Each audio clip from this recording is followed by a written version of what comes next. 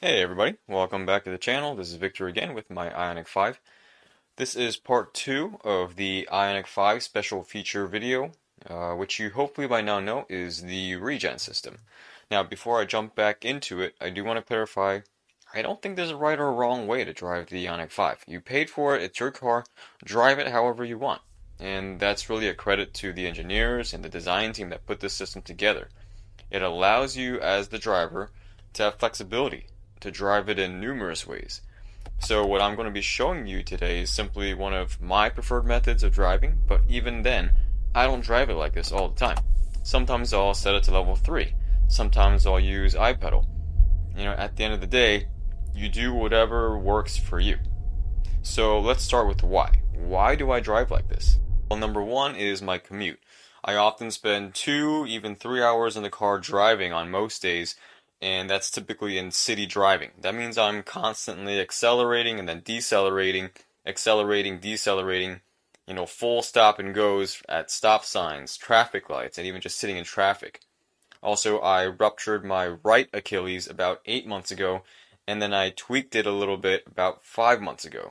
So I'm not quite at full strength, and for me, the ruptured Achilles meant that I had no downward ankle mobility, no downward power, so I had no push off. And that meant, or at least that means right now, if I were to stand up on my right foot only, I'm not able to tippy toe my right foot. Now, I am doing some light jogging, even started a little bit of basketball, very limited, but what that means is when I'm in iPedal or even level 3 regen for long periods, that just causes a lot of discomfort, sometimes even soreness. It's probably a good workout, honestly, for my Achilles, but the end result is it gets tiring. So I found that getting to level 0 and then coasting gives my right foot a nice break. And then I can actually use the pedals to actually slow down the car, and that means I can keep my right foot off of both pedals for extended periods of time, which has just been really helpful for my Achilles. Reason number 2 is that it's just plain fun for me. And I've mentioned this before, but it reminds me of driving a manual transmission car. So when I bought the Ioniq 5, I actually had to sell my Volvo XC60 and a 2006 Mini Cooper S with a 6-speed manual. I had had the Mini for about 8 years, and in my mind, it's one of the most fun driving cars I've ever owned, considering how much I paid for it, which was about $7,500 in 2013. So I was sad to see it go, but as you know, with the Achilles injury, I just wasn't driving it much, especially directly after the injury. It was just sitting there for about 2-3 months, untouched. So it made sense. Now, I just wasn't expecting that the Ioniq 5 would remind me in certain ways of driving the manual. And it does it in 2 ways, which is engine braking and rev matching. So we'll come back to those 2 things later, but for number 2, the reason why is just it's fun. Now, there is a reason number 3. Originally, I thought coasting as much as possible and then using regen braking to slow down would be the most efficient way of driving. In my mind, I thought, well, you want to use the accelerator pedal as little as possible, so you want to coast. But after some driving, I realized, well, that means I'm not really taking advantage of regen when I'm going downhill or when I can. So I think it's a big debate. It's up for debate which way to drive is most efficient. So that's kind of why I've eliminated it as a reason to do this. I think honestly, it's either number 1 or number 2. Number 1 is your foot needs a break, so you do this. Or number 2 is you just think it's fun, so you do this. Now that we've covered why I do it, let's go in depth with how I actually do it. So I have 3 principles that I think if you keep them in mind, that'll really help with trying to figure out how to do this. Principle number 1 is you want to get a level 0 regen as soon as possible so you can coast. Number 2, don't use the actual foot brake unless you know you won't be able to stop in time. Number 3 is be smooth, be gradual, and apply some fake rev matching as needed. And this is the big one that we'll come back to. With principle number 1, you want to get there frequently, and you also want to get there as quickly as possible in terms of level 0 regen, because that will allow you to coast for as long as possible. But it has to make sense with what's going on ahead of you. Meaning if there's traffic or if there's something stopped in front of you, then you have to use the other levels to make sure that you can stop in time. So don't be afraid to use level 1 or level 2 or even level 3, and sometimes it just makes more sense to say an I-pedal. You have to judge what's going on ahead of you. Principle number 2, you're going to have to learn to trust the paddles, but that also means you need a feel for how much braking is happening at those regen levels. Level 1 and level 2 can sometimes feel like filler levels, but you need them because they will help smooth out that transition. Now with level 3 and I-pedal, clearly they're more aggressive. They can help cover up some of your earlier mistakes if you initiated level 1 or level 2 too late. With that being said though, don't be afraid to brake more aggressively early, because if you do it too aggressively, you can always go back to level 0 and coast for a little more before you reinitiate the higher regen levels. Whereas if you do the opposite, you're going to end up using the foot brake because you won't stop in time. For principle number 3 of just being smooth and gradual, that means you have to use level 1 and level 2 appropriately. Like I said, they feel like filler levels sometimes where they're not doing much, but by using them appropriately, you can really smooth out that transition for level 3 and I-pedal. And also, we want to mention rev matching. Again, you're not actually rev matching because there's no revs in this engine. There's no engine to begin with. But what you're actually doing is decreasing the regen using the accelerator pedal. And like I said, we will touch on that a little later. Number 2, number 3, I-pedal.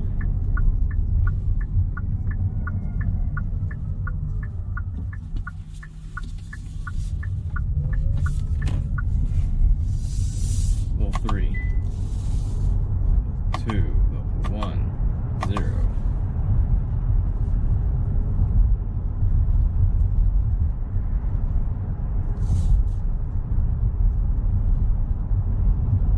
Level 1, level 2,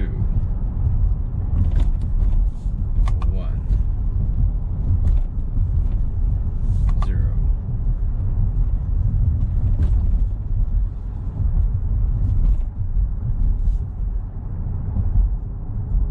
Level 1, level 2, level 3. I-pedal. Level 3. So let's get into engine braking in an EV. Clearly that's not possible because there's no engine in an EV, but we're able to accomplish the same goal, slowing the car down. With a manual transmission car, you're using the engine, whereas with the Ioniq 5, you're using the regen system. In a manual transmission car, it allows for greater engine braking when you shift to a different gear. With the Ioniq 5, it allows for greater regen braking by changing the regen level. And for rev matching in an EV, same thing. Clearly that's not possible, but we can accomplish the same goal of smoothing out the transition between gears, or smoothing the transition out between regen levels. You do similar accelerator pedal application, but instead of increasing engine revs, you are decreasing the regen amount, and then using your foot to modulate the amount to come to a smooth stop. This clip here is actually an example of where I completely overshoot the traffic light line. I didn't do it on purpose, it was just simply a mistake, and I had to use the foot brake to actually bring the car to a stop in time. So downhills, uphills, and even those quick up and down transitions can be a bit tricky because you have to factor in the car's momentum, but it's all based on feel, and sometimes you just get it wrong. So you should still always be ready to step on the foot brake. Obviously in these clips I purposely keep my foot even farther away from the pedals than I usually do, just to make a point to show that I'm not using these pedals.